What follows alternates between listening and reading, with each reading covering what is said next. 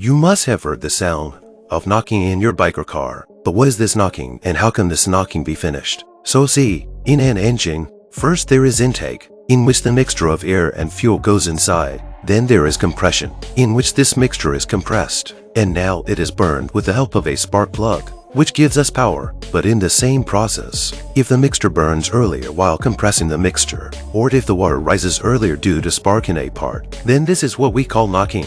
That is, we call knocking so that the fuel does not burn at the right time. Because of knocking, the mileage and power of the vehicle decreases a lot, and this also damages the engine a lot. To solve the problem of knocking, you should use the right octane rating fuel. You should pay attention to the cooling of the engine, and the proper maintenance of the engine should be done. So tell me,